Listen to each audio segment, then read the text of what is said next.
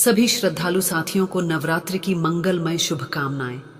नवरात्रि के 8वें दिन मां महागौरी की आराधना की जाती है। वे तपस्या, पवित्रता और धैर्य की प्रतीक मानी जाती हैं। श्रद्धा पूर्वक पूजा और कथा श्रवण करने से साधक के जीवन से पाप और दुख नष्ट होते हैं तथा आत्मा शुद्ध और निर्मल बनती है। मां की कृपा से संतान सुख प्राप्त होता है, वैवाहिक जीवन में प्रेम और शांति बनी रहती है तथा परिवार में सुख समृद्धि का वास होता है। मां महागौरी की करुणा से साधक के मार्ग की सभी बाधाएं दूर होती हैं और उसे मनोवांछित फल की प्राप्ति होती है।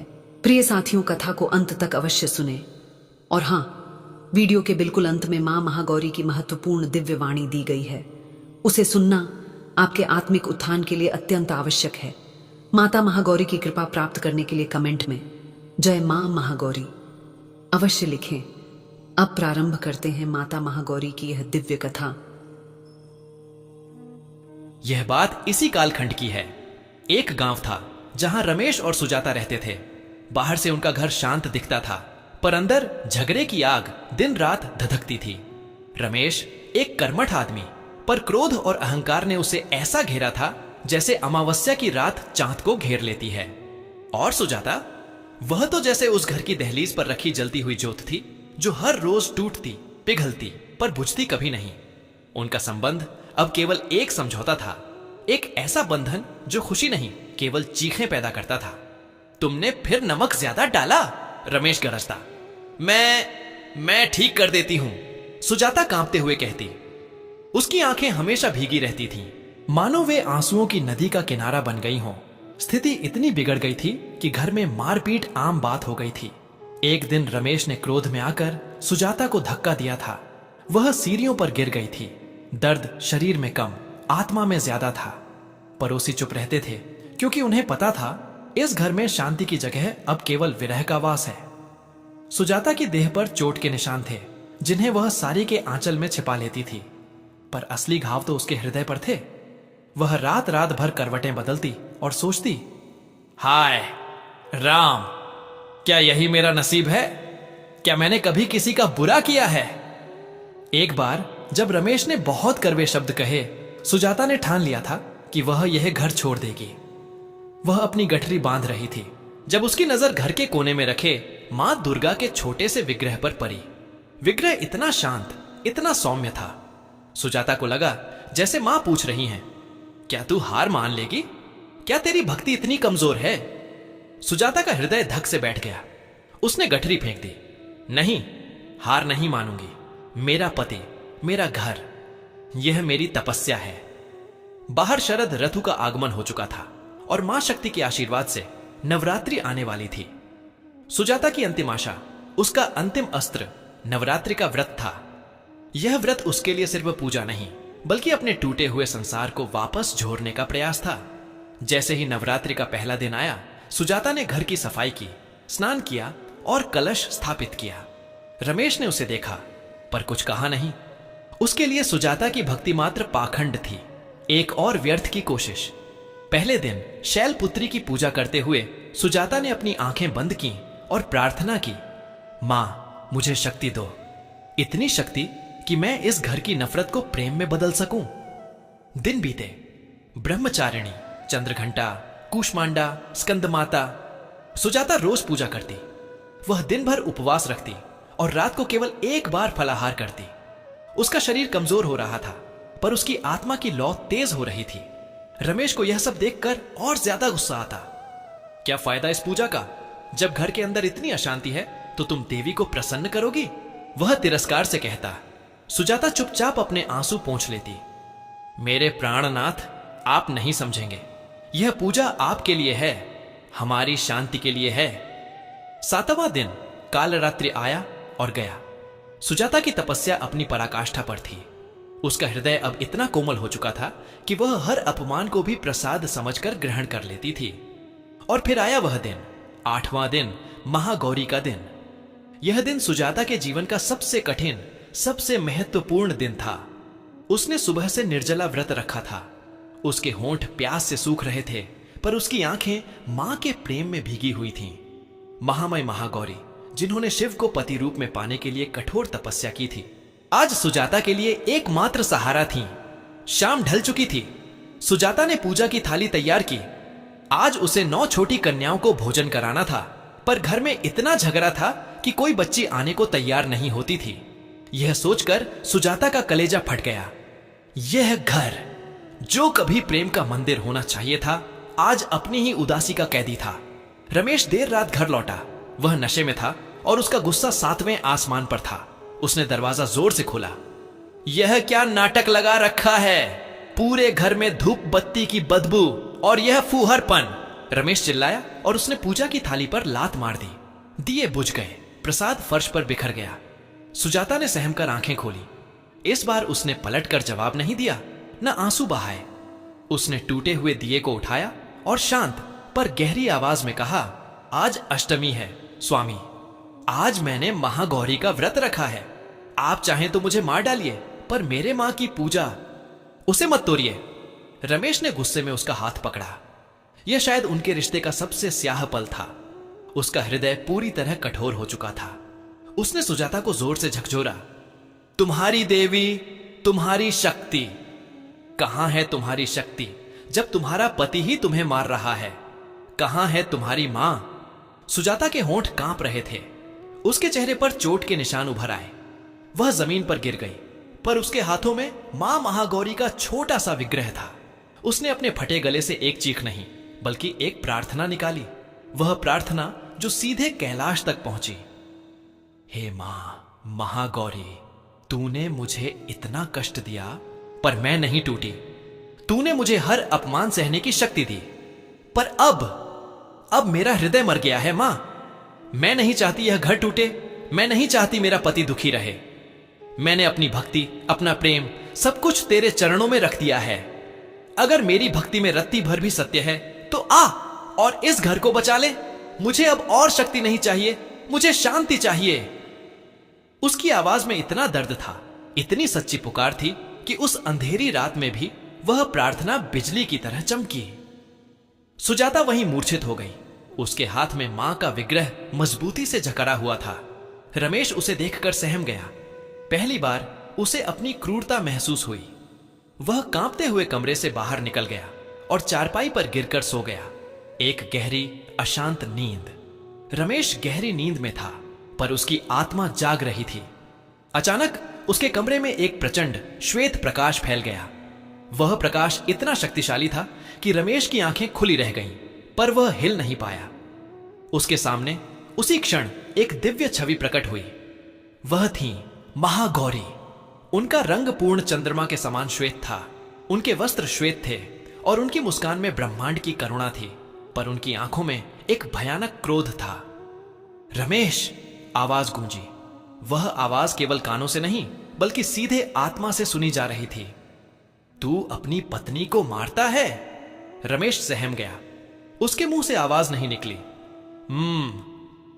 मां, हां, मैं ही हूं जिसे तेरी पत्नी सुजाता अपने कष्टों से पुकार रही थी।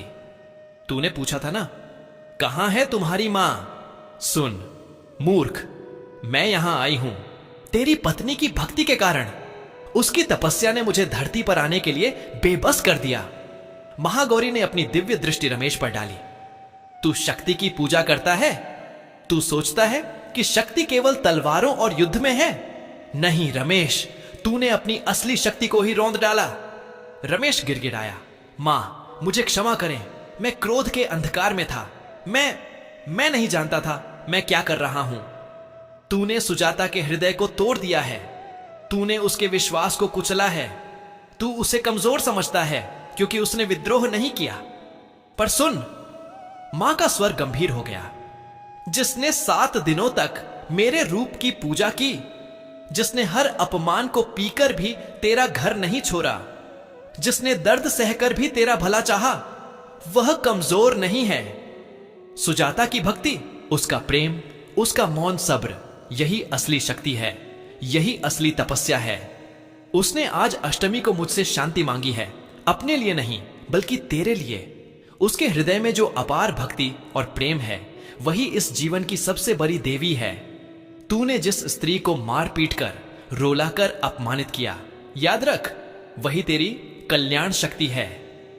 महागौरी ने रमेश को एक क्षण के लिए संपूर्ण ब्रह्मांड दिखाया, जहां सुजाता की हर तपस्या एक ज्योत बनकर जल रही थी। जा, अपनी आंखें खोल।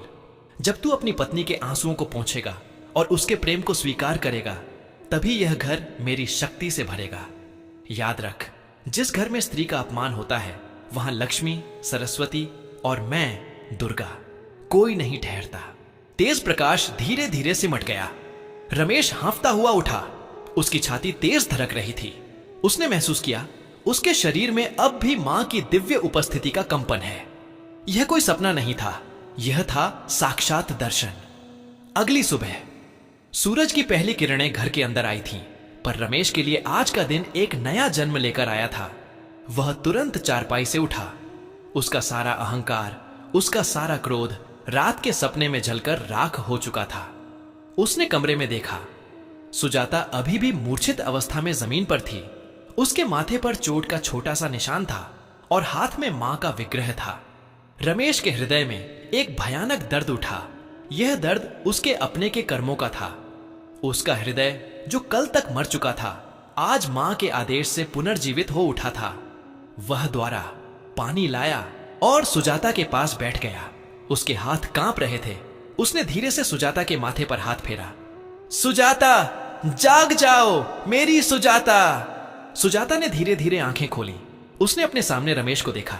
वह रमेश नहीं था जिसे वह जानती थी। यह आदमी रो रहा था। सचमुच रमेश के गालों पर आंसुओं की धारा बह रही थी। सुजाता डर गई। उसने पीछे हटने की कोशिश की, क्योंकि उसे लगा कि अब फिर से गुस्सा आएगा। रमेश ने उसके हाथ थाम लिए, पर जोर से नहीं, बल्कि बड़ी कोमलता से। मत डरो मेरी प्राणेश्वरी। रमेश की आवाज टूटी हुई थी। मुझे क्षमा कर दो, मैं राक्षस था। मैंने तुम्हें कितना दर्द दिया। मैंने तुम्हारी भक्ति को, तुम्हारे प्रेम को पैरों तले रौंद दिया। हाय, मां ने मुझे स्वप्न में दर्शन दिए। उन्होंने कहा कि तुम्हारी सहनशीलता और प्रेम ही असली शक्ति है। वह फूट फूट कर रो पड़ा। उसका पश्चाताप इतना गहरा था कि सुजाता का हृदय पिघल गया। उसने अपने जीवन में कभी रमेश को इस तरह रोते हुए नहीं देखा था। यह वह दर्द था जो उसकी आत्मा से निकल रहा था। स्वामी, सुजाता ने मुश्किल से कहा। नहीं, मुझे स्वामी मत कहो। मैं तुम्हारा दास हूं। मैंने उस देवी का अपमान किया जो मेरे घर में निवास करती थी। तुम्हारे हृदय में जो प्रेम है, मैंने उसे ही मार डाला था। रमेश ने फर्श पर परे बिखरे हुए प्रसाद को उठाया और अपने माथे से लगाया। तुम मेरी देवी हो सुजाता। तुमने अपनी तपस्या से, अपने प्रेम से मां को धरती पर ला दिया। सुजाता की आंखों से भी आंसू बहने लगे, पर ये आंसू दर्द के नहीं, बल्कि मुक्ति के थे। इतना गहरा, इतना सच्चा पश्चाताप। यह पल इतना भावुक था कि दोनों पति पत्नी जमीन पर बैठकर बिलखने लगे।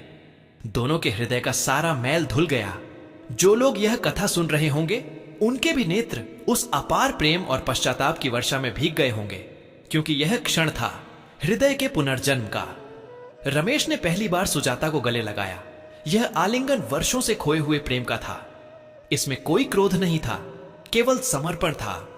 उसी दिन से उनका घर सचमुच एक मंदिर बन गया। वह झगड़े की आग हमेशा के लिए बुझ गई। रमेश ने अपने अहंकार को त्याग दिया और सुजाता के प्रेम को अपनी शक्ति मान लिया। उसने समझा कि जिसने अपने घर की शांति को बचाने के लिए इतनी गहरी तपस्या की हो, वह किसी देवी से कम नहीं हो सकती। उस घर की दीवारों से अब खुशी की गूंज आती थी। बहुत समय पहले की बात है, जब एक पत्नी की सच्ची भक्ति और उसके प्रेम ने महागौरी माता को धरती पर आने के लिए बेबस कर दिया था और दो टूटे हुए हृदयों को फिर से जोड़कर एक नया हंसी खुशी से भरा संसार बना दिया था।